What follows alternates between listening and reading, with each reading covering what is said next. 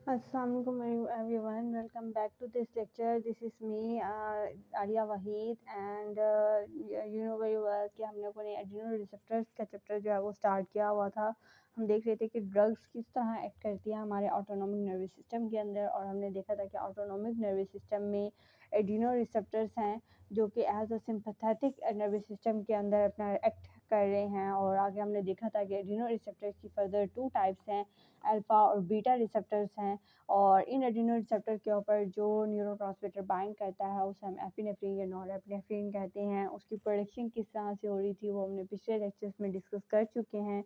और फिर उसके बाद हम लोगों ने नेक्स्ट लेक्चर में हम लोगों ने अल्फ़ा 1 रिसेप्टर्स के बारे में देखा था कि अल्फ़ा जो रिसेप्टर्स हैं उनकी 2 टाइप्स हैं, अल्फ़ा 1 एंड अल्फ़ा 2। ठीक है, सो अल्फ़ा 1 को हमने कम्प्लीटली डिस्कस कर चुके हैं। हमने कहा कि वो ब्लड वेसल्स में है, आई में प्रेजेंट है, न्यूरोट्रांसमीटर के ऊपर प्रेजेंट है, और लास्टली हमारे पास ये मसल्स के ऊपर प्रेजेंट थे। तो इन 4 जगहों पे ये प्रेजेंट थे, और वहाँ पर क्या-क्या कर रहे थे और उनकी लोकेशन क्या थी, ये मैंने आपको सारा बताया कि जिस अल्फ़ा 1 रिसेप्टर है वो ब्लड वेसल्स की स्मूथ लेयर जो ट्यूनिका मीडिया होती है उसके अंदर प्रेजेंट है, और वो उन ब्लड वेसल्स को कंस्ट्रिक्ट करवा रहा था।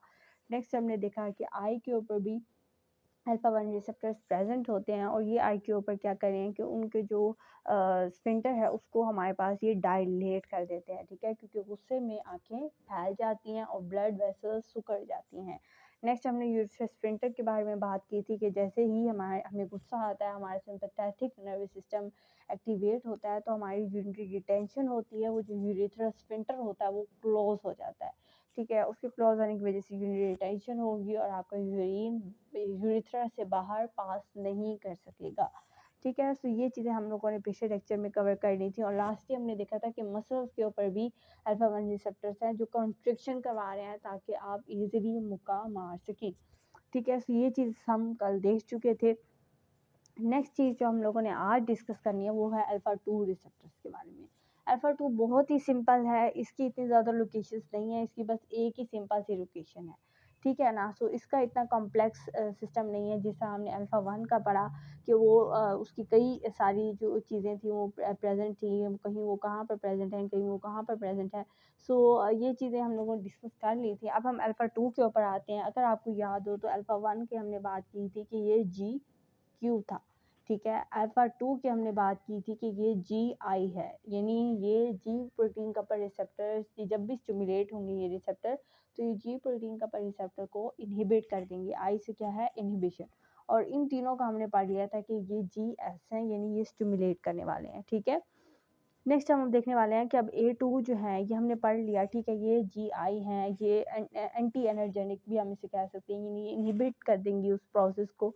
लेकिन ये प्रेजेंट कहाँ है, ये हमारे पास प्री साइनेप्टिक न्यूरॉन के अंदर प्रेजेंट है। अब मैं आपके सामने प्री साइनेप्टिक न्यूरॉन को बनाती हूँ ताकि आप लोगों को पता लग सके कि इनकी लोकेशन क्या है और इनके बारे में आप सही तरह से जान सकें। ठीक है, सो यहाँ पर आप लोग देख सकते हो कि मैं छोटी सी प्री साइनेप्टिक न्यूरॉन बनाई है। प्री साइनेप्टिक न्यूरॉन, अगर आपने मेरा लेक्चर देखा हो जहाँ पर मैंने अपनी एपिनेफ्रीन की या नॉर एपिनेफ्रीन की सिंथेसिस के ऊपर बात की थी, तो उस लेक्चर के अंदर मैंने आपको बताया था कि यहाँ पर एक रिसेप्टर प्रेजेंट होता है। इस तरह से मैंने बनाया था, ये रिसेप्टर प्रेजेंट है। ठीक है, यहाँ पर मैंने कहा था कि वेजिकल्स जो हैं वो बाइंड अप करते हैं। ये एक वेसिकल मैंने शॉर्टली बना दिया है। इस वेसिकल के अंदर एपिनेफ्रीन स्टोर हुई होती है और वो एपिनेफ्रीन बाहर निकलती है। नेक्स्टली आपके पास एक मेम्ब्रेन प्रेजेंट होती है। इस मेम्ब्रेन के ऊपर भी आपके पास यहाँ पर आप लोग देख सकते हो कि यहाँ पर एक रिसेप्टर अटैच हुआ हुआ होता है। ठीक है, ये एपिनेफ्रीन इसके साथ बाइंड करती है और लास्टली आपके रिसेप्टर सेल्स के अंदर रिस्पॉन्स आता है। ठीक है, सो ये सारा वो स्टोरी हो रही थी, जैसे मैंने आपको सारा बताया कौन से एंजाइम यहाँ पर इन्वॉल्व होते हैं और क्या क्या हो रहा होता है। बट नेक्स्ट हम जब अल्फा 2 रिसेप्टर्स की बात करते हैं ना, तो ये वो रिसेप्टर हैं जो प्री साइनेप्टिक नर्व एंडिंग पे हैं। ये प्री साइनेप्टिक नर्व है, ये पोस्ट साइनेप्टिक, ये वैसे तो अफेक्टेड सेल आ जाता है, लेकिन अगर कोई और आगे नर्व आ जाती है तो हम उसको पोस्ट साइनेप्टिक न्यूरल कहते हैं।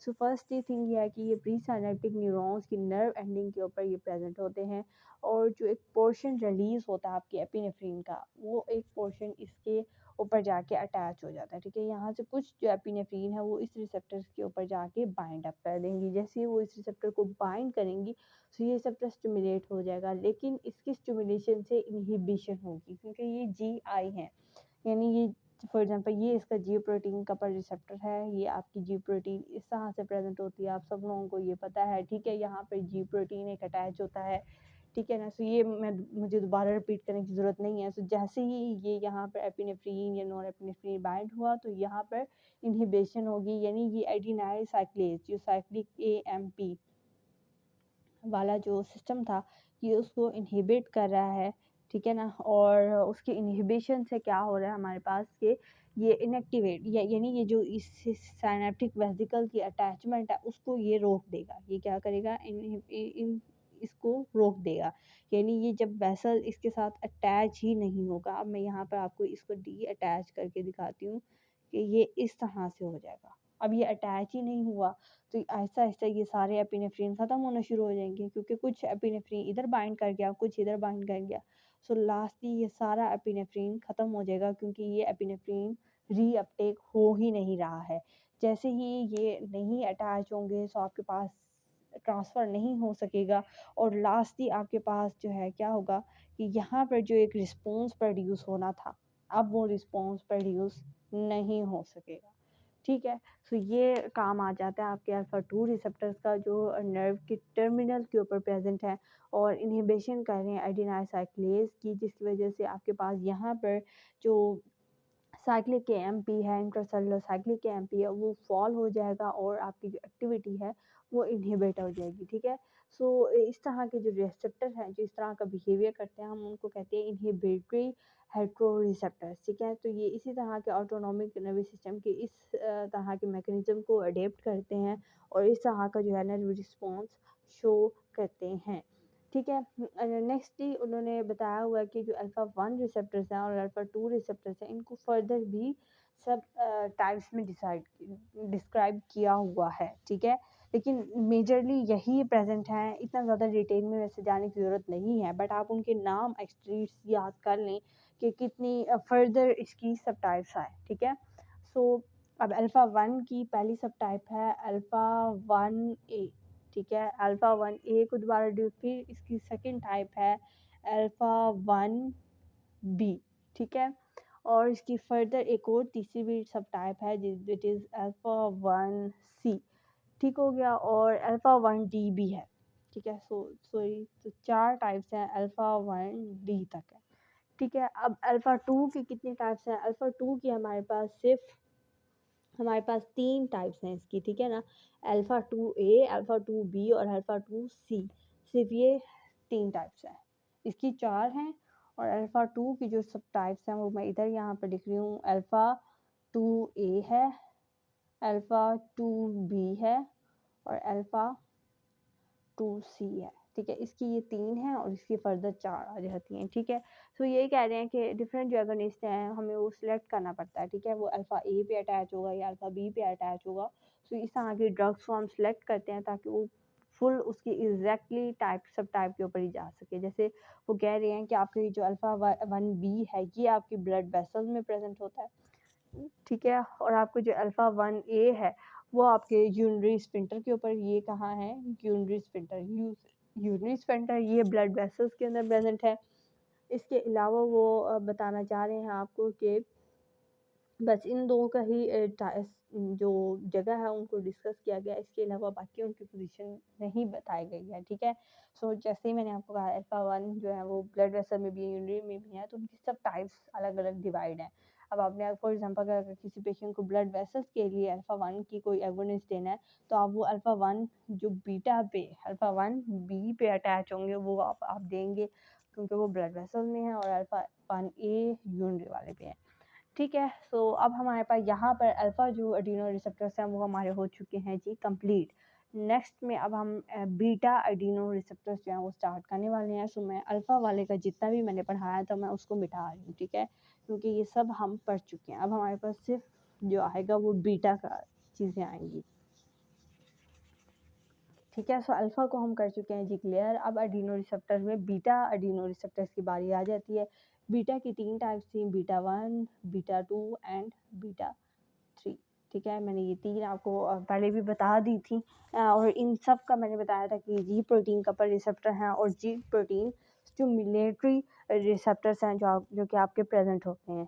ठीक है, सो इनका जो है ना रिस्पॉन्स की जो आप कहते हैं कैटेगरी या प्रायोरिटी किस तरह की है वो मैं आप लोगों को बता देती हूँ। ये अल्फ़ा रिसेप्टर से बिल्कुल मुख्तलिफ होती है। जैसे अल्फ़ा रिसेप्टर की प्रायोरिटी क्या थी, याद करें अगर आप पिछला लेक्चर, तो वो क्या था, सबसे पहले एपिनेफ्रीन को वो देते थे, फिर नॉन एपिनेफ्रीन को, लास्टली वो एक और आइसोप्रोटिनोल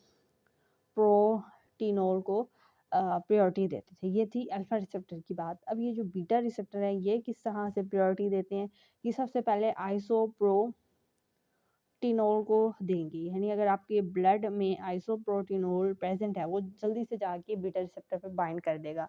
सेकेंडली ये जो इम्पोर्टेंस देते हैं वो एपिनेफ्रीन को देते हैं और लास्ट में ये नॉन एपिनेफ्रीन को इम्पोर्टेंस देते हैं। ठीक है, अब मैं आपको ये कॉन्सेप्ट आपके दिमाग में बिठाने के लिए मैं आपको ये मेम्ब्रेन है, इस मेम्ब्रेन के ऊपर ये एक अल्फ़ा रिसेप्टर प्रेजेंट है और ये एक बीटा रिसेप्टर है। अब अल्फ़ा की कोई भी टाइप हो सकती है, अल्फ़ा 1 भी, अल्फ़ा 2 भी, और बीटा की भी कोई भी टाइप हो सकती है। ठीक है, मैं एज अ होल बता रही हूँ आप लोगों को। ठीक है, सो अब ये अल्फ़ा है और ये बीटा है।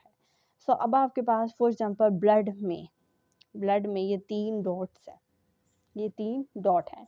ये मैं कहती हूँ एक आपके पास एपिनेफ्रीन है, ये नॉर एपिनेफ्रीन है और ये आइसोप्रोटिनोल है। ठीक है, अब कौन किसके ऊपर जाके बाइंड करेगा। अब जैसे आपको पता है अल्फा रिसेप्टर एपिनेफ्रीन के से ज़्यादा दोस्ती करना चाहता है, तो एपिनेफ्रीन जल्दी से जाएगा इसके ऊपर बाइंड कर देगा। वो बाकी इन दो को ये टाइम ही नहीं देगा कि वो जाके अटैच हो। ये दोनों भी अटैच हो सकते हैं अल्फा के ऊपर, ऐसी चीज़ नहीं है कि अटैच नहीं हो सकते, ये भी अटैच हो सकते हैं, बट एपिनेफ्रीन जल्दी से जाके इसके साथ बाइंड कर जाएगा। ठीक है, अब मैं कंसीडर कर लेती हूँ अल्फ़ा 1 के केस में कि ये एपिनेफ्रीन नहीं है, ये एपिनेफ्रीन ब्लड में नहीं है या ब्लॉक हो गया, इसकी प्रोडक्शन ख़त्म हो गई है, कुछ भी ऐसा हो जाता है। बाकी हमारे पास बचे नोर एपिनेफ्रीन और आइसोप्रोटोल। अब इन दोनों में से कौन जल्दी जाके बाइंड करेगा। यस, नोर एपिनेफ्रीन जल्दी से जाएगा और बाइंड कर देगा। वो आइसोप्रोटिनोल को इतना टाइम ही नहीं देगा कि वो जाके बाइंड करे।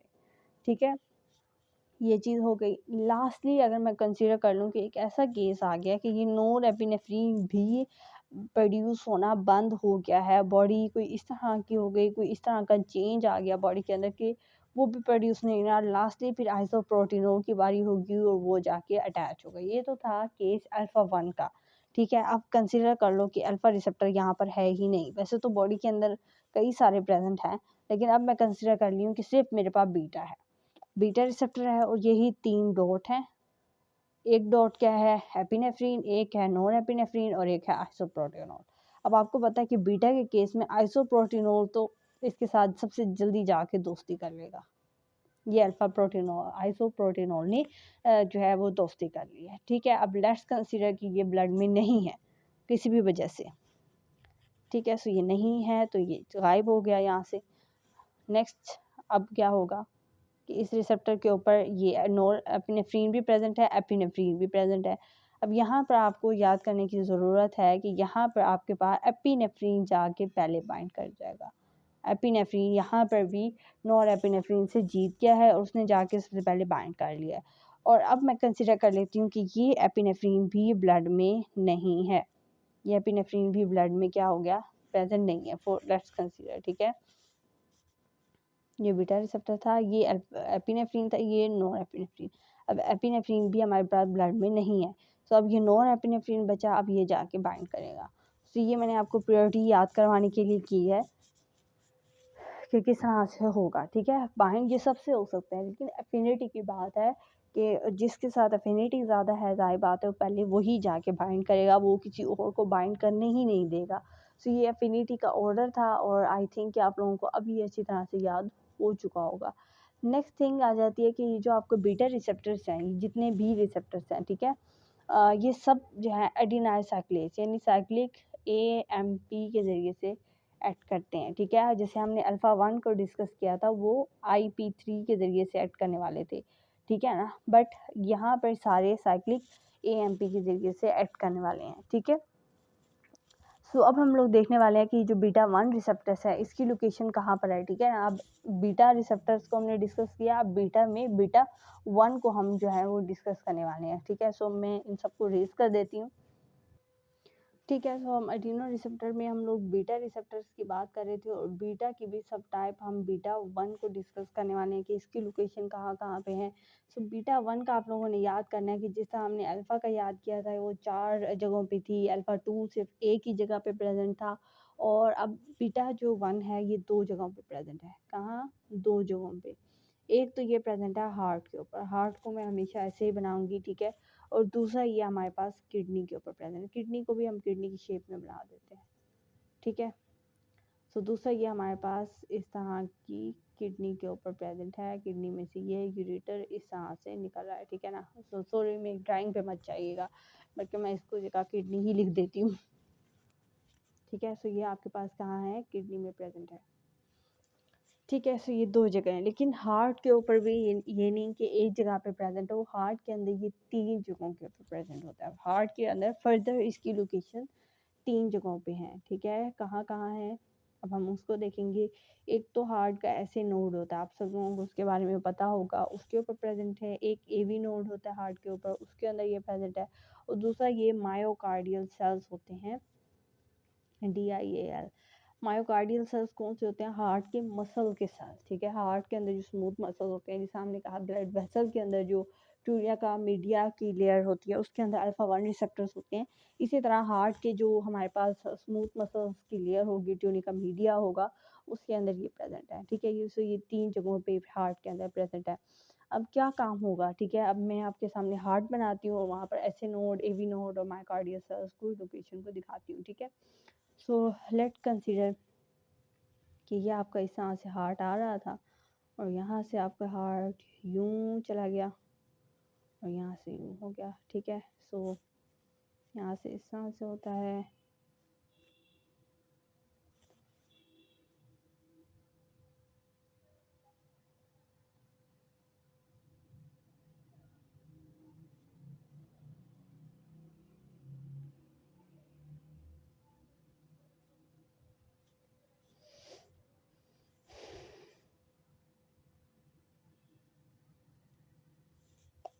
ठीक हो गया। और नेक्स्ट थिंग आपके पास क्या आ जाती है यहाँ पर,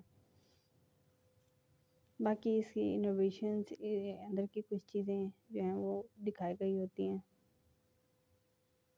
इस तरह से। यहाँ पर बाइसेप, ट्राइसेप्स, उनको मैं ज़्यादा डिटेल से ड्रॉ नहीं कर रही हूँ, ठीक है ना। तो इस तरह से ये आपका हार्ट जो है वो आपके प्रेजेंट होता है, ठीक है। आई होप कि आप लोगों को समझ आ रही होगी। सो बिल्कुल यहाँ पर आपका ऐसे नोड प्रेजेंट होता है, ठीक है। और यहाँ पर आपके पास एवी नोड प्रेजेंस होते हैं। और हार्ट के अगर आप मायोकार्डियल सेल्स की बात करें तो पूरा हार्ट ही स्मूथ मसल्स में कवर हुआ होता है, तो मायोकार्डियल सेल्स वहाँ पर प्रेजेंट होते हैं।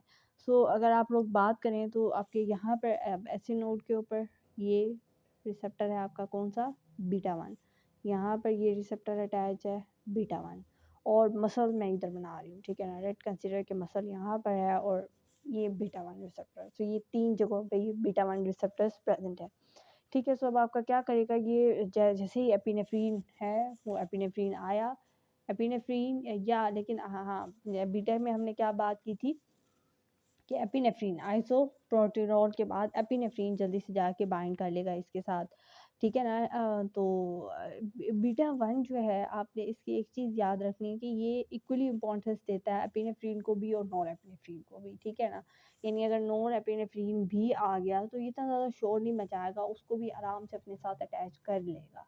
बट एक्सेप्शनल केस आता है बीटा 2 रिसेप्टर के साथ। जो बीटा 2 है ना, उस वो ज़्यादातर प्रायोरिटी देता है एपिनेफ्रीन को, वो इसको ज़्यादा प्रायोरिटी देता है, नोर एपिनेफ्रीन को इतनी ज़्यादा प्रायोरिटी नहीं देता है, ठीक है।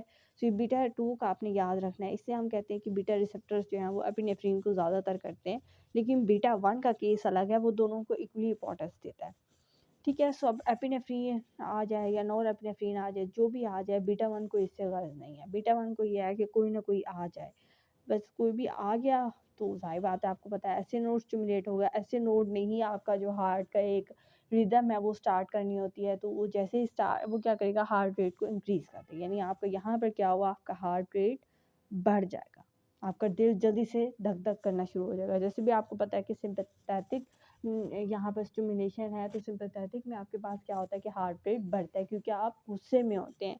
ठीक है, अब आपका हार्ट रेट बढ़ चुका है, एवी नोड की वजह से आपके पास क्या होगा, आपकी कॉन्ट्रैक्शन, ये जो हार्ट की कॉन्ट्रैक्शन होनी होती है, हार्ट ने इस तरह से कॉन्ट्रैक्ट करना होता है, हार्ट की कॉन्ट्रैक्शन भी आपकी बढ़ जाए। तो क्या बढ़ रही है, कॉन्ट्रैक्शन, कॉन्ट्रैक्शन, कॉन्ट्रैक्शन भी आपकी क्या हो चुकी है, बढ़ चुकी है। लास्ट थिंग जो आ जाती है, जो मायोकार्डियल सेल्स हैं, ठीक है, इसके साथ भी एपिनेफ्रिन या नॉरएपिनेफ्रिन बाइंड करेगा, इसके साथ भी एपिनेफ्रिन या नॉरएपिनेफ्रिन बाइंड किया, और आपकी वही चीज़ होगी कि जो कॉन्ट्रैक्शन है, कॉन्ट्रैक्शन में एस नहीं आता है, ठीक है ना, सिर्फ कॉन्ट्रैक्शन हो गई। सो वहाँ पर भी ये कॉन्ट्रैक्शन और जो कंडक्शन है, ठीक है, कॉन्डक्शन, कॉन्ट्रैक्शन और कंडक्शन, इन दोनों में फ़र्क है। कॉन्डक्शन का क्या मतलब है, हार्ट जल्दी से पंप करेगा, जल्दी से यहाँ से ब्लड एओर्टा के अंदर जाएगा, जल्दी से ये पल्मोनरी आर्टरी के अंदर जल्दी से ये जो ब्लड है वो डिस्ट्रीब्यूट होना शुरू हो जाएगा। और कंट्रैक्शन का मतलब यह है कि हार्ट का इस तरह से कॉन्ट्रैक्ट होना, ठीक है, वो ज़्यादा जल्दी से होना शुरू हो जाएगा। सो ये 3 जगह हम लोगों ने डिस्कस कर ली हैं, हार्ट के ऊपर, एसए नोड के ऊपर, एवी नोड के ऊपर, और लास्ट ही हमारे पास मायोकार्डियल सेल्स के अंदर ये प्रेजेंट है। ठीक है, लास्ट जो हमारे पास आ जाता है किडनी, ठीक है, क्योंकि बीटा 1 किडनी के ऊपर भी प्रेजेंट है, और किडनी के ऊपर कहाँ प्रेजेंट है, आप हम लोग उसको डिस्कस करते हैं। हार्ट वाला सारा क्वेश्चन हमने हो गया है कि हार्ट के ऊपर बीटा 1 जो है वो जाके हमारे दिल की धड़कन भी बढ़ाएंगे, कॉन्ट्रैक्शन भी करेंगे, कॉन्ट्रैक्शन भी ज़्यादा करेंगे। अब लेट कंसीडर, अगर किसी पेशेंट को गुस्सा आया हुआ है और उसका बीपी बढ़ गया है, लेकिन वो हार्ट का पेशेंट है, हमने जल्दी से उसका बीपी डाउन करना है, हमने उसका हार्ट रेट, हमने उसकी कॉन्ट्रैक्शन को कम करना है, तो हम क्या करेंगे, हम उसको बीटा 1 ब्लॉकर दे देंगे।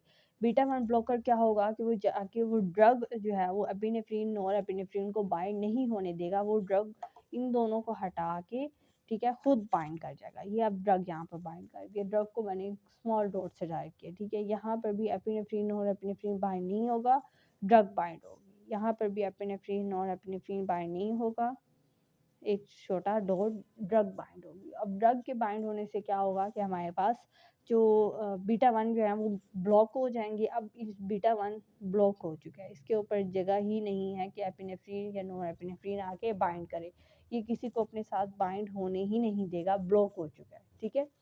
सो इसी तरह से फिर ना हार्ट रेट बढ़ेगा, ना कॉन्ट्रैक्शन होगी, ना कंडक्शन होगी, कुछ भी नहीं होगा, आपका हार्ट सेफ रहेगा, ठीक है। सो इस तरह की चीज़ें जो है वो हम मेडिकल में आके ये चीज़ें अप्लाई करते हैं ताकि हम उस पेशेंट को सेव कर सकें जो ऑलरेडी हार्ट पेशेंट है, क्योंकि थोड़ा सा भी उसका हार्ट रेट बढ़ा तो उसके लिए उसकी जान का खतरा हो सकता है। इसी तरह बीपी जो कंट्रोलिंग या हाइपरटेंसिव जितनी भी ड्रग्स हैं वो बीटा 1 ब्लॉकर्स होती हैं, ठीक है।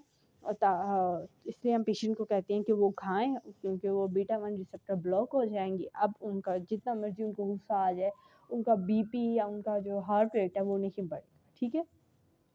नेक्स्ट थिंग आ जाती है हमारे पास क्या कि किडनी के अंदर ये कहाँ पर प्रेजेंट है। किडनी के अंदर आप सब लोगों को पता है कि जी सेल्स होते हैं, ठीक है, ठीक है। सो आप लोगों को पता है कि यहाँ पर किडनी के अंदर जब ग्लोमेरुलर फिल्ट्रेशन की हम लोग बात करते हैं, मैं यहाँ पर आपके लिए बना देती हूँ बोमेंस कैप्सूल। सो कुछ इस तरह से आपका बोमेंस कैप्सूल था, ठीक है। बोमेंस कैप्सूल के अंदर ये आपका ग्लोमेरुलर कैपिलरीज का पूरा नेटवर्क था, ठीक है ना। ये इफरेंट आर्ट्रियोल और एफरेंट आर्ट्रियोल्स आपकी प्रेजेंट थी। यहाँ पर आपके पास जो है वो जी सेल्स थे, इस तरह से ऐसे,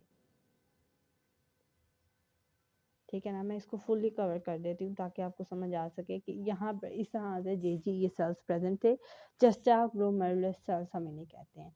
ये ग्लोमेरुलर सेल्स यहाँ पर भी थे, आई थिंक सो कि यहाँ पर भी ट्रायंगुलर एरिया जो था यहाँ पर भी वो प्रेजेंट थे। बहरहाल जहाँ पर भी ये प्रेजेंट थे, तो आप लोगों को याद है कि ये जो जी सेल्स हैं इनका काम क्या है कि ये रेनिन को रिलीज करते थे। इसको रेनिन RIN होता है, आई थिंक सो कि ये स्पेलिंग होते हैं, अगर कोई स्पेलिंग मिस्टेक हो तो माफ़ कीजिएगा।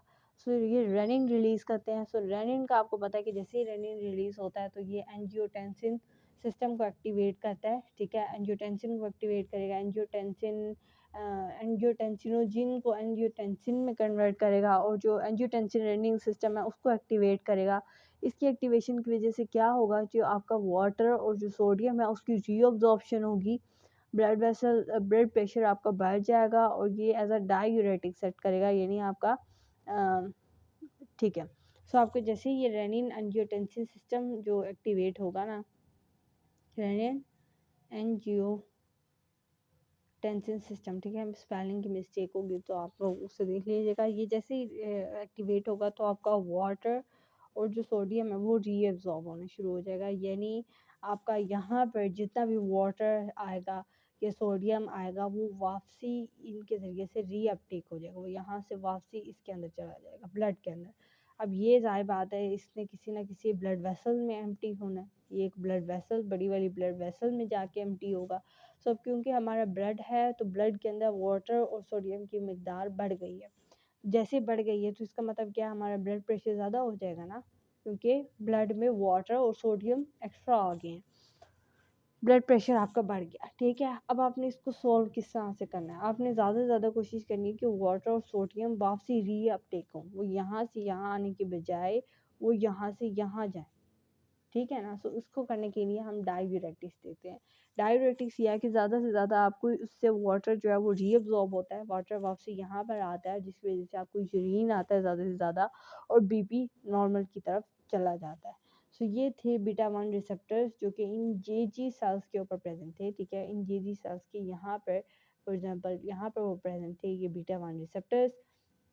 जैसे ही आपको गुस्सा आया ये बीटा रिसेप्टर्स के ऊपर एपिनेफ्रीन या नॉर एपिनेफ्रीन बाइंड करेगा, ये बाइंड किया, इस जेजी सेल ने रेनिन रिलीज किया, रेनिन से एंजियोटेंसिन सिस्टम एक्टिवेट हुआ, एंजियोटेंसिन सिस्टम की वजह से वाटर और सोडियम की री एब्जॉर्प्शन होगी और ब्लड प्रेशर आपका बढ़ गया, ठीक है। सो ये क्योंकि आपका गुस्सा है, एक तो बीटा 1 जो रिसेप्टर हार्ट के ऊपर हैं वो भी आपका एक्टिवेट कर रहे हैं, हार्ट रेट इंक्रीज कर रहे हैं, साथ साथ किडनी के अंदर बीटा 1 रिसेप्टर आपका ब्लड प्रेशर भी साथ साथ ही बढ़ा रहे हैं। सो इस तरह से आपका ब्लड प्रेशर भी बढ़ जाता है, जब आप गुस्से में होते हैं आपका हार्ट रेट भी इंक्रीज हुआ हुआ होता है, सब कुछ जो है ये चीज़ें इंक्रीज हुई हुई होती हैं। सो इनको सॉर्ट आउट किस तरह से करना है, उनको सॉर्ट आउट करने के लिए हम बीटा 1 ब्लॉकर देते हैं। अब बीटा 1 ब्लॉकर देंगे तो वो क्या करेगा, इसको जाके ब्लॉक कर देगा, जाहिर बात है, ये अब मैंने ड्रग दी, इसने जाके इस बीटा 1 को ब्लॉक कर देना है, ब्लॉक करेगा तो रेनिन रिलीज नहीं होगा, रेनिन एंजियोटेंसिन नहीं होगा, सोडियम और वाटर रीअब्जॉर्ब नहीं होगा और ब्लड प्रेशर भी आपका इंक्रीज नहीं होगा। तो ये सब चीज़ें ख़त्म हो जाएंगी और पेशेंट सेफ रहेगा। तो ये चीज़ें सिंपल से कॉन्सेप्ट्स आ जाते हैं जो कि आपके लिए ज़रूरी थे, ठीक है। एक शॉर्ट सी रिवीजन कर लेते हैं हम आज के लेक्चर की और फिर इस लेक्चर को यहीं पर ही एंड करेंगे हम लोग। हमने देखा कि एड्रीनो रिसेप्टर्स हैं, दो तरह के हैं, अल्फ़ा और बीटा। अल्फ़ा में हमने देखा कि अल्फ़ा 1 रिसेप्टर भी है, अल्फ़ा 2 रिसेप्टर भी है, बीटा भी बीटा 1 है, बीटा 2 है, बीटा 3 है। अल्फ़ा 1 का हमने देखा कि वो जी क्यू था, अल्फ़ा जो 2 है वो हमारे पास जी आई है और बीटा की जितनी भी सब टाइप्स हैं ये जी एस में आती हैं। अल्फ़ा 1 की जो कहाँ कहाँ लोकेशन हमने देखी थी, यस आप मेरे साथ रिवाइज करें। अल्फ़ा 1 हमारे पास 4 जगहों पे था, कहाँ कहाँ था, yes very good, blood vessels में, आई के ऊपर, देन यस यूरेटर स्फिंक्टर के ऊपर, लास्टली हमारे पास मसल के ऊपर प्रेजेंट था। ब्लड वेसल में कंस्ट्रिक्शन, आई की डायलेशन, प्यूपल डायलेशन कर रहा है, यूरेटर स्फिंक्टर को क्रॉस कर रहा है, यूरिनरी रिटेंशन कर रहा था और मसल को कॉन्ट्रैक्ट करवा रहा था। देन लास्टली हमने अल्फ़ा 2 की डिस्कस की। अल्फ़ा 2 बिल्कुल सिंपल था कि वो प्री साइनेप्टिक वेसिकल्स में प्रेजेंट है, सॉरी प्री साइनेप्टिक मेम्ब्रेन के ऊपर वो प्रेजेंट है और वो सेमी वेसिकल्स की डिफिजन को रोक रहा है, एपिनेफ्रिन को रिलीज आउट नहीं होने दे रहा है, ठीक है। देन हमने देखा कि बीटा रिसेप्टर्स की बात की, बीटा में बीटा 1 रिसेप्टर्स की 2 लोकेशंस थी, एक ये हार्ट के ऊपर प्रेजेंट है हमारे पास, हार्ट में भी एस ए नोड के ऊपर, ए वी नोड के ऊपर और मसल्स के सेल्स के ऊपर प्रेजेंट था। देन हमने देखा कि किस तरह से वो बीपी को इंक्रीज़ कर रहा है, किस तरह से वो हार्ट रेट को इंक्रीज़ कर रहा था। देन सेकंड लोकेशन हमने देखी किडनी के ऊपर, जेजी सेल्स के ऊपर ये प्रेजेंट है और किस तरह से ये ब्लड प्रेशर को इंक्रीज़ करवा रहा है, हमने उस चीज़ को डिस्कस किया है। सो हम 3 जो रिसेप्टर्स हैं, अल्फ़ा 1, अल्फ़ा 2 और बीटा 1, इनको हम डिस्कस कर चुके हैं। नेक्स्ट लेक्चर में हम लोग बीटा 2 रिसेप्टर्स के ऊपर डिस्कस करेंगे और बीटा 2 रिसेप्टर हमारे पास लंग्स के ऊपर प्रेजेंट होते हैं, ठीक है।